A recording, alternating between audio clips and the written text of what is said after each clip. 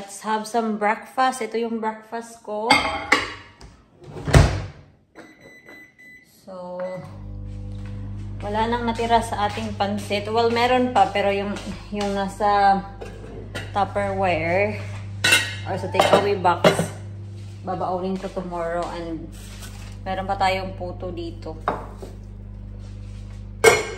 Magdadala na lang ako ng tinapay tomorrow. 2 slice ng tinapay. Kasi ito lang kasi yung ano, ito lang yung maliit lang siya ba? Yan. Kulang yan. Kaya magdala na lang ako ng tinapay. Hindi pa ata mainit mga palang. Lalagay natin 30 seconds ulit. Anyway, meron palang nag-comment doon sa video nung sinabi ko sa inyo na merong operation si Mr. Merong nagsabi doon na bakit naman yung mga doktor hindi naman nag-take in consideration na ano daw magpapasko, bakit yan yung date na binigay. Actually, mga loves, si Mr. yung nag-book sa appointment na yun and he was given a choice if he would like to have the operation before Christmas or after New Year na. And personally kung ako lang ang tatanungin, it's better to have the early surgery. Kasi hindi mo alam kung ano yung dinidelt mo eh. So, kung meron mang something doon, at least maagapan agad. And yun yung attitude ni Mr. Mas gusto niya na the soon, the better. Para makita natin what's causing it. And kung meron mang something, at least maano agad ng treatment. Kaya, ayun, hindi na kami naghintay ng next year pa. Kasi, since September, alam na namin yun. Or no, September ba yun? No, ano pa? August, actually, August. And then, we're waiting for the appointment. It's a long wait, mga loves. So, matagal namin hinintay yun. And yun, finally, merong appointment sila sa 23rd. And yun yung pinaka-earliest na appointment na binigay nila sa amin. Kaya, grinab na namin. So, ngayong 23rd, ida-drive ko si Mr. I will be there. Kasi wala naman akong trabaho. Actually, that week, ano lang, isang araw lang ako papasok. So, majority sa week na yun, nasa bahay ako para maalagaan ko si Mr. Kain lang muna ako mga palangga, ha? I still need to be careful kasi yung aking right side, yung sakit kung saan yung teeth ko before, ano pa, hindi pa siya talaga totally healed. Ano pa, this is the 3rd day pa. Kaya, kung hindi ka mag-careful, dudugo pa din talaga.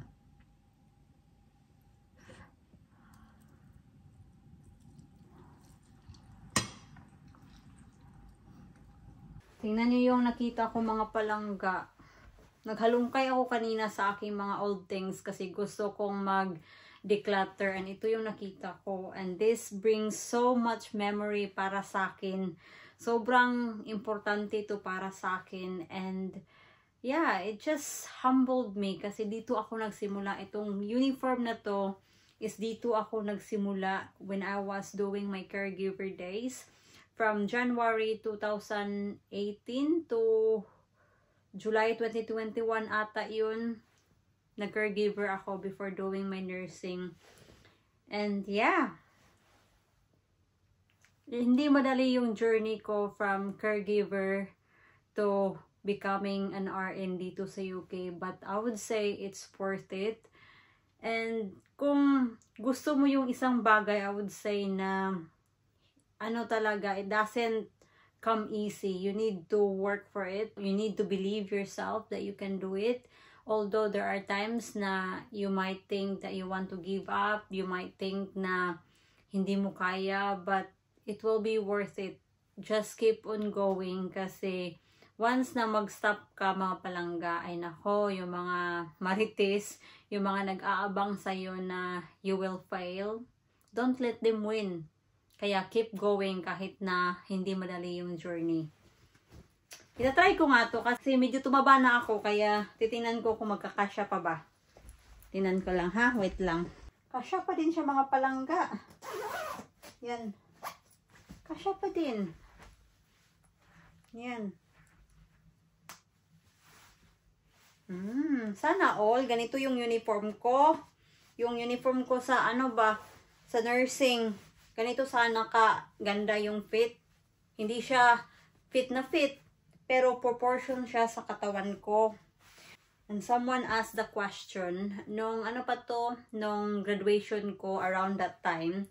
And merong nagtanong sa akin, ano daw yung feeling na ngayon RN na ako? Alam niyo mga palangga, walang masyadong difference to be honest. Don't get me wrong, but coming from a caregiving job and becoming an RN, para sa akin, wala talagang masyadong pinagkalayo.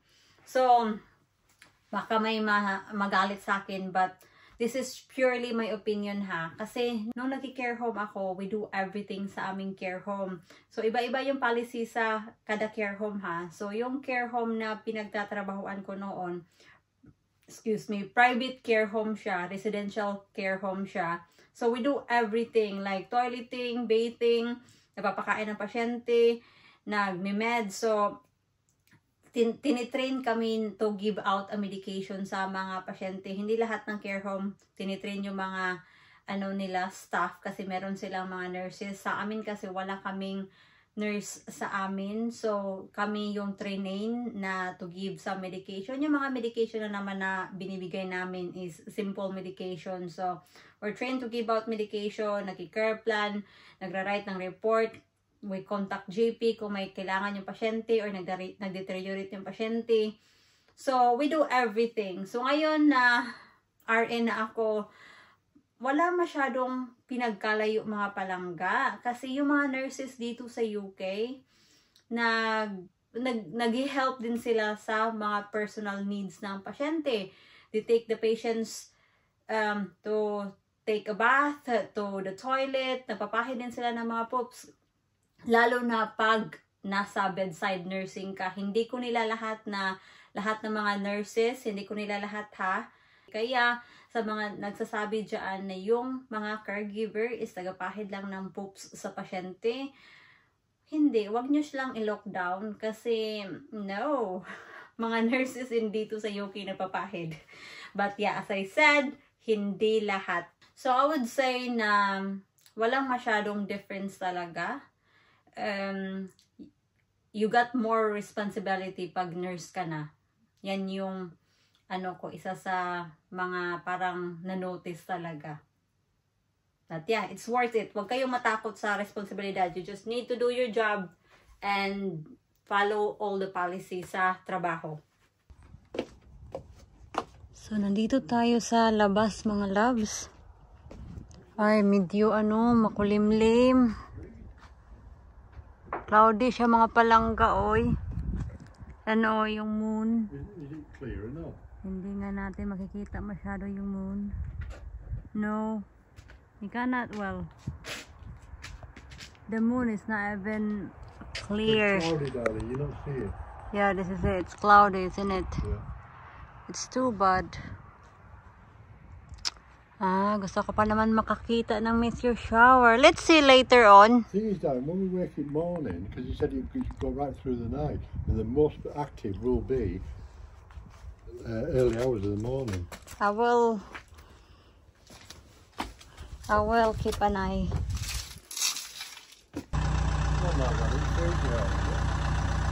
Wala pa din mga palangga.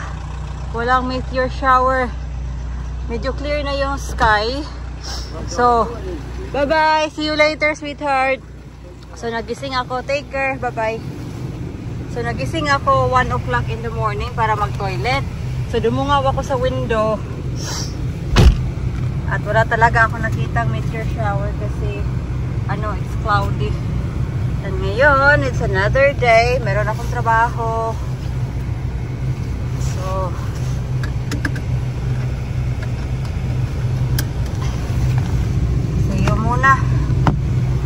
gonna earn some money, ha? Nasa bahay na ako, mga palangga.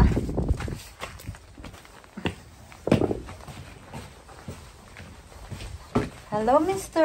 Hello, I'm ma'am. home. I'm home. I'm home, I'm home. I need to eat my puto. Nung lumabas pala kami ni Ate Divina, meron siyang binigay sa akin na regalo. And nakalimutan ko siya, mga palangga. Yan. Hindi maliwanag na. Excuse my face kasi pagod talaga ako. Sobrang busy. Busy. So, thank you Ate Divina. At pasensya na, nakalimutan ko yung gift mo. Kasi nasa likod siya ng sasakyan. Ay, nakiiwan. Muntika na. Isa. Dalawa. Mabigat to, ha? Tatlo. Thank you. Meron din siyang card. Thank you, Ate Ning. So, yeah. I-open natin. Mag-open it. Merry Christmas. Mia and John. Am I gonna open this? Oh. No. We'll open that on Christmas. What card? Is it a card? No, it's a parcel. Parcels. Let's see what is this. Full of the tree.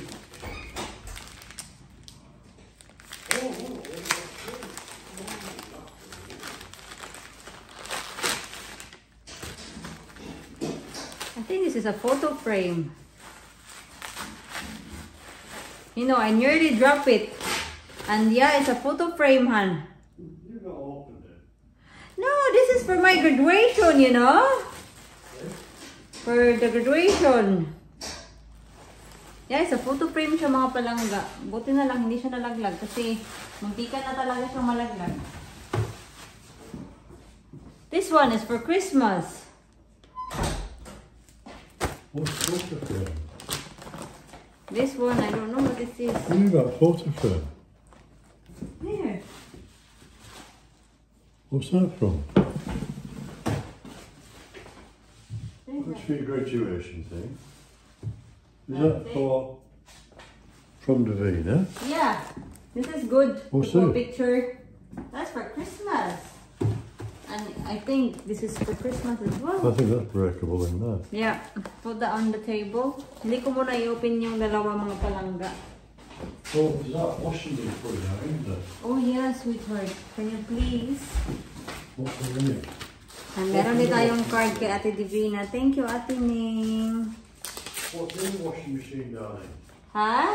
What's in the washing machine? Towels. Oh, okay. And bits and bobs. Well, Naglaba ako, nagwashing ako before ako umalis sa bahay. Eh, si Mr. din, wala din dito sa bahay buong araw. So, ngayon lang namin isasampay yung nilabhan namin. Thank you, Ate Ning. So, congrats. The beautiful thing about learning is that no one can take it away from you. Always aim high. Love, Ate Ning. Thank you, Ate Ning. So, medyo huli na, but appreciated pa din. Kasi, in-invite ko siya sa graduation ko, but then, meron siyang trabaho, hindi siya pwede. Kaya, ayun, sabi niya, atensya daw kasi meron siyang trabaho, hindi siya makaka-attend. Kaya sabi ko, no worries, hindi naman yan big deal. Kasi, of course, alam ko naman yung mga tao dito, busy